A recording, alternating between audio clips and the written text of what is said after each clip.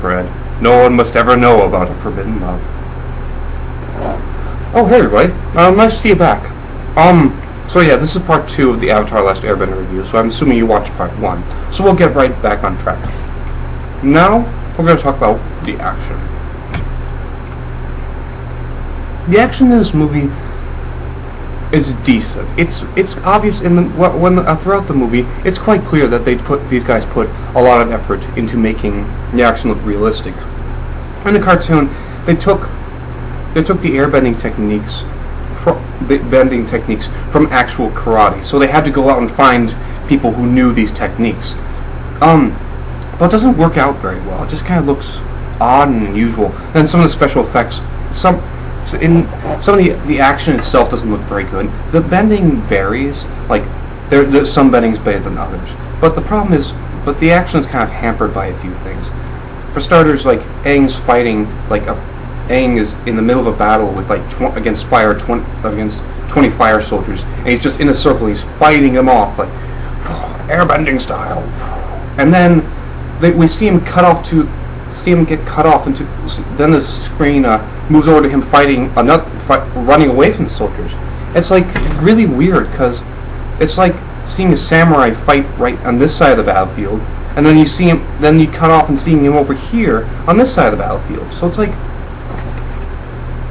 why? That's questionable cinematography, which is what we'll talk about later in the story element. So that's a little bit hampered, and then the action is okay. It's not very well done. It's decent to say the least. The bending itself is pretty solid for the most part. Some bending is better than others. The best of this four bending techniques is water, earth, air, and fire. I didn't do it in correct order, but don't care.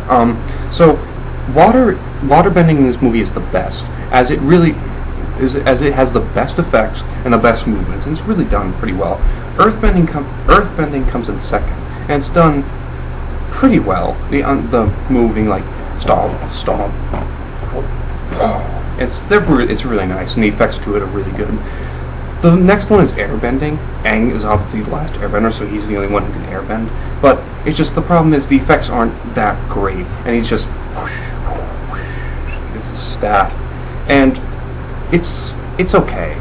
The worst, however, is firebending, and this is where the movie interprets things, and then how the cartoon interprets things sort of clash. You see, in the cartoon, firebending is done by the person itself. So if a person firebending wants to push fire out of the hands, it just comes out.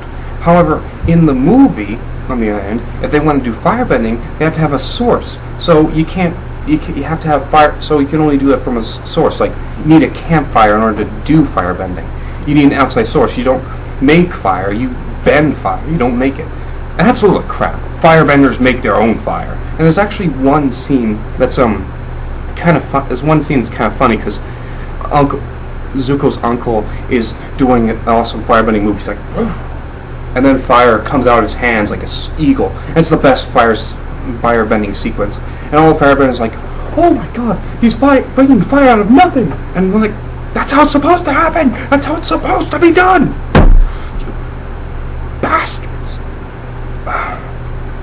So yeah, the action in this movie is pretty okay. And then the firebending effects themselves, it's like someone waving a sparkler in front of your face. That's how intimidating this is. You wouldn't want to get hit by them, but they're really just flares.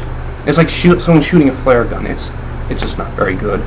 Alright, the final element I'm going to be talking about is the story. And this is where things get really, really effed up. Okay, the story is pretty solid was pretty solid with book 1, but the problem is they put a lot of focus on the end and put a lot of focus on the beginning, and don't really put very much focus on the bridge between the two. So the beginning is fine. And then there are elements in this that kind of ruin it, like bad grammar. I never thought I'd be seeing that in the movie. The grandma is talking to Katara and her brother, and she's like, I knew you have a destiny with, and I believe Aang is the Avatar, and go help him. And I'm just like, it's Aang and Avatar. Haven't you seen the other movie, Avatar? Jesus Christ. I don't know what M. I. Sherlock was doing with that part, but just... It's a real serious grammar error. And then also there's questionable cinematography efforts, where sometimes characters are talking to one another, and they're like, we need to go do something. Let's do it. So they actually have that people faces so close up, and it's like I have to back up in my movie seat just to compensate. Like, there's a giant head in front of the screen. Why is there a giant head in the screen? Explain. But they don't. So it's a really questionable cinematography effects. And I already talked about the cutoffs, which are really weird. Then the beginning is not so bad, and the end is not so bad. Is not so bad. They're both pretty structured, but the middle is kind of weird. You see, it's just like they go to the Kakashi Island, and they meet the original Kakashi Avatar. Well, they meet the statue of the Kakashi Avatar, but then. So there's all these issues, like they don't tell characters, like they go to Kakashi Island but don't meet the Kakashi warriors, which is a huge plot hole in the later seasons. And then also Aang there's one episode where Aang got captured by the Firebending and the Fire Nation, and that was a good episode, no, but it's included in the movie, which really seems like a really odd episode to add, because there's so many different episodes. I can't exactly remember one on the top of my head, but there's so many different episodes you could add. But why that one? It just, people were leaving that movie and they were asking, why was that scene there? And that's also one more thing. Like, this seemed like a very fan-based movie. Like, they didn't really explain things. Like, Ba Sing Se, and like, are you going to explain what that is? No? Oh, what about the library that the fire general mentions? Like, I found the information from the library, and I'm like, you're going to explain to us what the library is, right? Right? They never do. So yeah, it seems like a very fan-based movie. But, trust me, no fan is going to want to see this movie. At least, not again. And the story is okay. It's not nearly as good as the actual book itself. My time's ending, so I gotta wrap this up. I have a question for you. If a fan is posting a video on YouTube saying how bad this Avatar: The Last Airbender movie is, should you really see it? It's movies like this that just show how turning a cartoon into a live-action movie is such a bad transition. It can be done, but movies like this show it can't be done. It's just, and then we especially have directors like M. Night Sherlock. Why him? Why him of all people? This movie is just bad. I wouldn't recommend seeing it all. Go see Eclipse if you really want to. Go see Despicable Me, which comes out really soon. Or go see, even better, go see Toy Story 3. Go see Toy Story 3. If you haven't done that already, go do that right now. So, don't see this movie.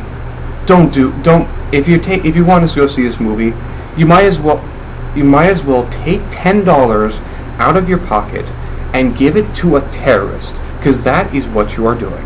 And I'm not saying Nickelodeon or I'm not sure like a terrorist. I'm just trying to get a point across. So in the end, don't give your money to terrorists. So this is Daniel Bradenbach, and I'm signing off. And just reminding you that bread is good.